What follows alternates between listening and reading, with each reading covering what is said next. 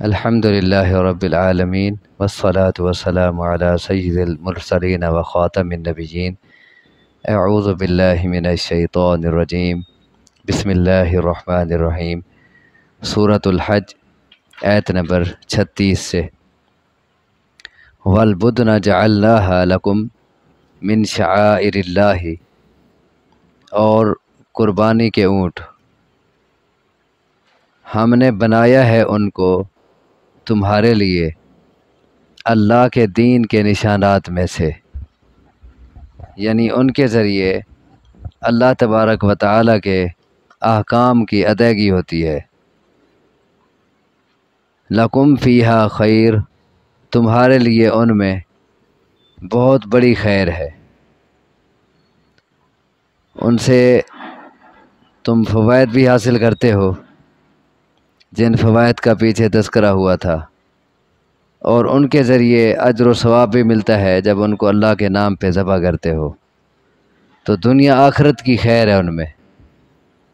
اور قربانی کے اونٹ ہم نے بنایا ہے انہیں تمہارے لیے اللہ کے دین کے نشانات میں سے، تمہارے لیے ان میں بہت بڑی خیر ہے۔ فاذکروا اسم اللہ علیہا صواف، پس ذکر کرو تم اللہ کے نام کا ان پر جب کہ وہ کھڑے کھڑے ہوں۔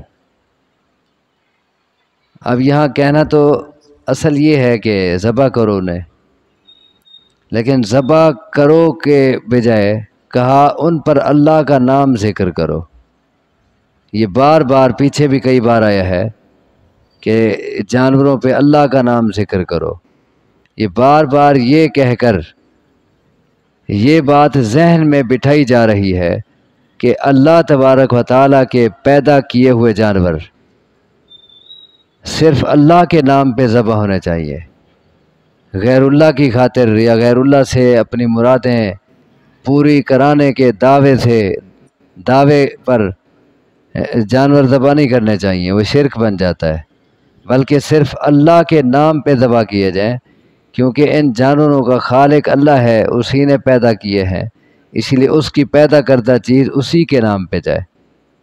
اسی لیے بار بار ایک ہی بات ہو رہی ہے، فاذکروا اسم اللہ علیہا، پس ذکر کرو تم اللہ کے نام کا ان پر، کسی اور کا نام ان پہ نہ آنے پائے۔ اور کیسے ذبح کرو ان کو؟ صواف، جب کہ وہ کھڑے ہوں۔ اور یہ اونٹوں کو نہر کرنے کا یہی سنت طریقہ ہے۔ باقی جانور جو ہوتے ہیں ان کو ذبح کیا جاتا ہے، اونٹ کو نہر کیا جاتا ہے، باقی جانوروں کو لٹا دیا جاتا ہے، ان کے گلے پہ چھری پھیری جاتی ہے، لیکن اونٹ کو لٹا کے ذبح کرنے کا طریقہ مسنون نہیں ہے، بلکہ اونٹ کھڑا ہو، اس کی اگلی بائیں ٹانگ موڑ کے گھٹنے سے باندھ دی جائے تاکہ اس کا بیلنس ٹھیک نہ رہے، وہ 3 پاؤں پہ کھڑا ہو، اور وہ بھاگے بھی صحیح تو گر جائے۔ تو پھر اس کو ایک بڑا سا چھرا ہو یا کوئی برچھا ہو، کوئی نیزہ ہو، تو وہ اس کے گردن جہاں سے شروع ہوتی ہے، جہاں گڑھا ہوتا ہے، وہاں وہ مار دیا جائے۔ تو جب وہ چھرا اندر جائے گا خون نکلنا شروع ہو جائے گا ایک فوارے کی طرح، اور وہ خون تیزی سے نکلے گا، وہ کمزور ہو کے وہیں گر پڑے گا، بھاگنے کی کوشش کرے گا بھی صحیح تو اس کی ایک ٹانگ بندھی ہوئی ہے، بیلنس اس کا ٹھیک نہیں ہے، وہ تب بھی گرے جائے گا۔ یہ سنت طریقہ ہے اونٹ کو نہر کرنے کا۔ ہمارے ہاں وہ کافی لوگ ایسا کرتے ہیں کہ اونٹ کو بٹھا دیتے ہیں، پھر اس کو گردن پہ 3 جگہ چھری چلاتے ہیں، تو یہ مسنون طریقہ نہیں ہے۔ سنت کے مطابق کوئی بھی کام وہ کیا جائے۔ حضرت صحیح بخاری کی روایت ہے، حضرت عبداللہ بن عمر رضی اللہ تعالی عنہ نے ایک شخص کو دیکھا کہ وہ اونٹ کو بٹھا کر اس کو نہر کر رہا تھا، تو انہوں نے کہا یہ کیا کر رہے ہو؟ اس کو کھڑا کرو اور اس کا ایک گھٹنا باندھو اور کھڑے کھڑے اس کو نہر کرو، یہی سنت ہے ابو القاسم صلی اللہ علیہ وسلم کی۔ صحابہ کرام ایک ایک چیز میں رسول اللہ صلی اللہ علیہ وسلم کے طریقے اور آپ کی سنت کا خیال کیا کرتے تھے، ورنہ سوچتے چلو آپ بٹھا رکھا ہے، بسم اللہ پڑھ کے تکبیر پڑھ کے ذبح کر دیں گے تو ذبح تو ہو ہی جائے گا، لیکن نہیں کہا اسے کھڑا کرو اور کھڑے کھڑے اسے ذبح کرو، سنت یہی ہے۔ تو قرآن نے بھی یہی لفظ بولا ہے، ذکر کرو تم اللہ کے نام کا ان اونٹوں پر، کیسے؟ صواف، جب کہ وہ کھڑے ہوں۔ فَإِذَا وَجَبَتْ جُنُوبُهَا، پھر جب گر جائیں ان کے پہلو، فَكُلُوا مِنْهَا، تو پس کھاؤ ان میں سے۔ کب کھاؤ؟ جب ان کے پہلو گر جائیں، یعنی وہ کھڑے تھے، جب وہ بے جان ہو کر ان کی روح نکل جائے، بے جان ہو کے گر پڑیں، تب ان کی کھال اتارو، ان کا گوشت بناؤ اور پھر کھاؤ اور دوسروں کو بھی کھلاؤ۔ یہ نہیں کہ ابھی وہ زندہ ہوں اور ان میں ابھی سانس باقی ہو، روح ابھی باقی ہو، اور اس کی کھال اتارنی شروع کر دی جائے اور گوشت بنانا شروع کر دیا جائے، ایسا نہیں ہے۔ یہ ظلم ہے جانور کے ساتھ۔ بعض اوقات جب جلدی ہوتی ہے نا، خصوصاً جب عید الاضحیٰ کا موقع ہوتا ہے اور خصوصاً جب پہلا دن ہوتا ہے، تو قصابوں کو جلدی ہوتی ہے بڑی، تو وہ بس اتنا دیر انتظار نہیں کر سکتے۔ بعض جانور لمبی دیر لے جاتے ہیں، تو وہ اتنا دیر کون کھڑا رہے، اور انہوں نے کئی بکنگ ہوتی ہے ان کی کئی جگہوں میں، تو اسی لیے وہ بس ابھی جان باقی ہے، وہ کھال اتارنا شروع کر دیتے ہیں۔ تو یہ کام دو وجہ سے حرام ہے۔ ایک تو حدیث میں کہا گیا ہے کہ اللہ تبارک و تعالی نے ہر چیز کے ساتھ احسان کا حکم دیا ہے، حتیٰ کہ تم جس جانور کو قتل کر رہے ہو، سانپ ہے، بچھو ہے، اس کے ساتھ بھی احسان کرو، اچھے طریقے سے اسے قتل کرو۔ جس جانور کو تم ذبح کر رہے ہو اس پر بھی احسان کرو۔ احسان حسن سے ہے، اس سے بھی حسن آسن طریقے سے، اچھے طریقے سے اسے ذبح کرو، اور اپنی چھری تیز کر لو۔ ایک جانور کو دوسرے جانور کے سامنے ذبح نہ کرو کہ ان کے دل پہ کیا گزرے گی کہ ہمارے ساتھ کیا ہوتا ہے، اس کے ساتھ جو ہو رہا ہے، نہیں، اتنا بھی اسلام نے گوارا نہیں کیا۔ ایک جانور کو دوسرے کے سامنے ذبح نہیں کرو، چھری تیز ہونی چاہیے، ایک ہی بار میں چل جائے، اسے گھساتے نہ رہو، رگڑتے نہ رہو۔ تو یہ احسان کا حکم ہے۔ اب جانور میں ابھی جان باقی ہے اور اس کی کھال اتارنی شروع کر دی جائے تو اسے اذیت ملے گی، ایک تو اس وجہ سے حرام ہے۔ دوسرا حدیث میں کہا گیا ہے کہ زندہ جانور کا گوشت کا کوئی ٹکڑا کاٹ لیا جائے تو وہ مردار ہے۔ جیسے جانور اپنی موت آپ مر جاتا ہے، مردار ہو جاتا ہے، تو ایسے ہی اگر زندہ جانور کا کوئی ٹکڑا کاٹ لیا گیا تو وہ ٹکڑا حلال نہیں ہوگا، وہ مردار ہوگا۔ تو اسی لیے اگر جان باقی ہے ابھی اور اس کا کوئی ٹکڑا اتار لیا، مثلا کھال کچھ اتر گئی، ٹانگ کا کچھ حصہ اتار دیا، تو وہ حرام ہوگا، مردار ہوگا۔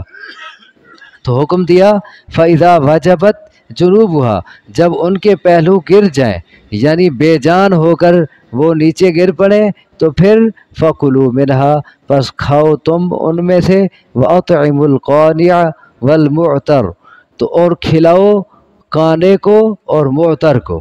کانے قناعت کرنے والا، جس کو جتنا ملے بس وہ اسی پہ شکر ادا کرتا ہے، اسی پہ گزارا کرتا ہے، وہ مانگتا نہیں ہے کسی سے، تو اس کو بھی تو ضرورت مند ہے لیکن قانع ہے، مانگتا نہیں ہے، قناعت کرتا ہے۔ اور والمعتر، اور سائل کو بھی دو، معتر سائل سوالی جو تم سے مانگتا ہے اس کو بھی دو۔ فَكُلُوا مِنْهَا، پس کھاؤ تم ان میں سے، وَأَطْعِمُوا الْقَانِعَ وَالْمُعْتَرَ، اور کھلاؤ قناعت کرنے والے کو اور سوال کرنے والے کو۔ اور حدیث میں کہا گیا ہے کہ رسول اللہ صلی اللہ علیہ وسلم نے فرمایا، میں نے تمہیں روکا تھا کہ 3 دن سے زیادہ قربانی کا گوشت نہیں رکھنا۔ تو اس سال اصل وہ کوئی لوگ باہر کے آ گئے تھے، تنگی تھی، ان کو غذا کی ضرورت تھی، تو رسول اللہ صلی اللہ علیہ وسلم نے فرمایا 3 دن سے زیادہ کسی کے پاس قربانی کا گوشت نہیں ہونا چاہیے، بس 3 دن میں جتنا کھا لو باقی تقسیم کر دو۔ لیکن فرمایا میں نے تمہیں روکا تھا، اب تم کھاؤ، ذخیرہ کرو، دوسروں کو کھلاؤ، اور ساتھ میں صدقہ کرو۔ مختلف الفاظ ہیں حدیث کے، تو اب ان تمام حدیث کو ملا کے یہ بات سمجھ آتی ہے کہ آدمی خود کھا سکتا ہے، فریز کر سکتا ہے، سکھا سکتا ہے، خشک کر سکتا ہے، اور اسی طرح وہ اپنے دوست احباب کو کھلا سکتا ہے، صدقہ کر سکتا ہے، کانے کو اور معتر کو جو ضرورت مند ہیں ان کو دے سکتا ہے۔ تو یہ تمام صورتیں جائز ہیں، جیسے جیسے ضرورت ہو۔ اگر زیادہ تقسیم کرنے کی ضرورت ہے تو زیادہ تقسیم کر دے، تھوڑا رکھے۔ اگر کوئی اتنا ضرورت نہیں تو پھر وہ ضرورت کے مطابق خرچ کر دے، صرف کر دے، دوسروں کو دے دے، باقی خود کھا لے۔ تو ہر طرح سے اجازت ہے۔ بعض لوگ کہتے ہیں کہ اس کے 3 برابر حصے کرنے چاہیے بھئی، اور ایک حصہ وہ خود کھائے اور ایک حصہ سٹور کرے اور ایک حصہ وہ دوسروں کو دے۔ تو یہ 3 حصے برابر کرنے کی کوئی حدیث نہیں ہے۔ جیسے ضرورت ہو وہ کمی بیشی کی جا سکتی ہے، برابری کرنے کی کوئی حدیث نہیں ہے۔ لوگوں نے بناوٹی طور پر یہ طریقہ بنایا ہوا ہے۔ کذالک سخرناھا لکم لعلکم تشکرون، اسی طرح ہم نے مسخر کیا ہے، تابع کر دیا ہے ان اونٹوں کو تمہارے لیے تاکہ تم شکر ادا کرو۔ اتنا بڑا سارا جانور، اتنا بڑا اونٹ اور ایک چھوٹا سا بچہ اس کی لگام پکڑ کے اسے جدھر چاہتا ہے وہ لے کے جا رہا ہوتا ہے۔ یہ کس نے تابع کر دیا ہے اس کو؟ فرمایا کذالک سخرناھا، اس اونٹ کو ہم نے تمہارے تابع کر دیا ہے۔ کیوں تابع کیا ہے؟ لعلکم تشکرون، تاکہ تم شکر ادا کرو۔ لن ینال اللہ لحومھا ولا دماؤھا، ہرگز نہیں پہنچتے اللہ کو ان کے گوشت اور ان کے خون۔ جانوروں کے گوشت اور خون اللہ کے پاس نہیں پہنچتے۔ گوشت خود کھاتے ہو، خون بھی یہیں بہہ جاتا ہے۔ اللہ کے پاس کیا چیز پہنچتی ہے؟ وَلَٰكِن يَنَالُهُ التَّقْوَىٰ مِنْكُمْ، اور لیکن پہنچتا ہے اس کو تقویٰ تمہاری طرف سے۔ تمہارا دل کا تقویٰ، تمہاری دل کی نیت، تمہارا دل کا جذبہ اللہ کے پاس پہنچتا ہے۔ اللہ اس کو دیکھتا ہے، اس کے مطابق وہ نمبر لگاتا ہے۔ وہ یہ نہیں دیکھتا جانور کتنا ہے، موٹا ہے، پتلا ہے، کیسا ہے، 1 ہے، 2 ہے، 100 ہے، وہ یہ نہیں دیکھتا۔ وہ دیکھتا ہے کہ جذبہ کتنا ہے۔ اگر ایک شخص نے 10 جانور لگا دیے بڑے بڑے، لیکن اس کا جذبہ اچھا نہیں تھا، نیت ٹھیک نہیں تھی، شہرت مقصود تھی کہ لوگ کہیں جی دیکھو کتنا اس نے قربانیاں کر دی ہیں اور کتنا بڑے بڑے اور موٹے اور لاکھوں کے جانور لے کے آ گیا ہے، تاکہ شہرت ہو جائے، تو وہ 0/0 ہے، کوئی ثواب نہیں ہے۔ اور اگر ایک شخص ایک جانور کرتا ہے جو کہ حدیث کی روح سے ایک پورے گھرانے کی طرف سے کفایت کر جاتا ہے، ایک شخص ایک جانور ذبح کرتا ہے لیکن اس کے دل کی نیت صرف اللہ کی رضا ہے، قربانی کرنا مقصود ہے، ابراہیم علیہ السلام کی سنت کو تازہ کرنا مقصود ہے، محض اللہ کو خوش کرنے کے لیے کر رہا ہے، کوئی شہرت مقصود نہیں ہے، تو اس کے نمبر 100/100 ہوں گے۔ فرمایا لن ینال اللہ لحومھا ولا دماؤھا ولکن ینالہ التقویٰ منکم، ہرگز نہیں پہنچتا اللہ کو، ہرگز نہیں پہنچتے اللہ کو ان کے گوشت اور ان کے خون، ولیکن ینالہ التقویٰ منکم، اور لیکن اسے پہنچتا ہے تمہارا تقویٰ۔ ایک حدیث میں آتا ہے ان اللہ لا ینظر الی صورکم واموالکم ولکن ینظر الی قلوبکم واعمالکم، اللہ تمہاری صورتیں نہیں دیکھتا کہ کون کس کی صورت اچھی ہے، کون بد شکل ہے۔ اللہ تمہارے مالوں کو نہیں دیکھتا کہ کون مالدار ہے، کون غریب ہے، یہ نہیں دیکھتا اللہ۔ ولیکن ینظر الی قلوبکم، اللہ کی نگاہ تمہارے دلوں پہ ہوتی ہے کہ دل اس کا کیسا ہے، دل کی نیت کیسی ہے۔ واعمالکم، اور اللہ تمہارے عملوں کو دیکھتا ہے۔ 2 چیزیں اللہ نہیں دیکھتا، 2 چیزیں دیکھتا ہے۔ اللہ تمہاری صورتیں نہیں دیکھتا، تمہارے مال نہیں دیکھتا، اللہ تمہارے دل دیکھتا ہے، تمہارے عمل دیکھتا ہے۔ اور جبکہ اکثریت وہ دل کو ٹھیک کرنے کی بجائے زہری بناوٹ پہ لگی رہتی ہے، اکثریت اپنے اعمال درست کرنے کی بجائے اپنا مال بنانے میں لگی رہتی ہے۔ جو چیز اللہ نے دیکھنی نہیں ہم اس چیز کو بڑا سنوارتے ہیں، اور جو چیز اللہ نے دیکھنی ہے ہماری اس طرف توجہ نہیں ہوتی۔ فرمایا اللہ کے بعد تمہارے دل کا تقویٰ پہنچتا ہے۔ کذالک سخرھا لکم، اسی طرح مسخر کیا ہے اس نے، تابع کیا ہے اس نے ان کو تمہارے لیے۔ دوبارہ یہ احسان جتایا، پہلے بھی کہا کہ یہ اونٹ اللہ نے تمہارے تابع کیے ہیں تاکہ تم شکر ادا کرو، پھر بتایا جا رہا ہے کہ اسی طرح اس نے تابع کیے ہیں ان کو تمہارے لیے۔ کیوں تابع کیا ہے؟ لِتُكَبِّرُوا اللَّهَ عَلَى مَا هَدَاكُمْ، تاکہ تم بڑائی بیان کرو اللہ کی اس پر جو اس نے تمہیں ہدایت دی ہے۔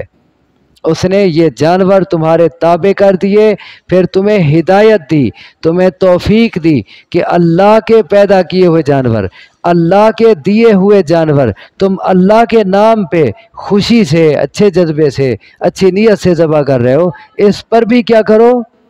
اللہ کی بڑائی بیان کرو۔ اللہ تیرا شکر ہے، اللہ تو سب سے بڑا ہے، تیرا احسان ہے کہ تو نے ہمیں دیا اور پھر دے کر ہمیں توفیق دی کہ تیرے نام پہ ہم لگا رہے ہیں۔ اسی طرح تابع کر دیا اس نے ان کو تمہارے لیے تاکہ تم بڑائی بیان کرو اللہ کی اس پر جو اس نے تمہیں ہدایت دی۔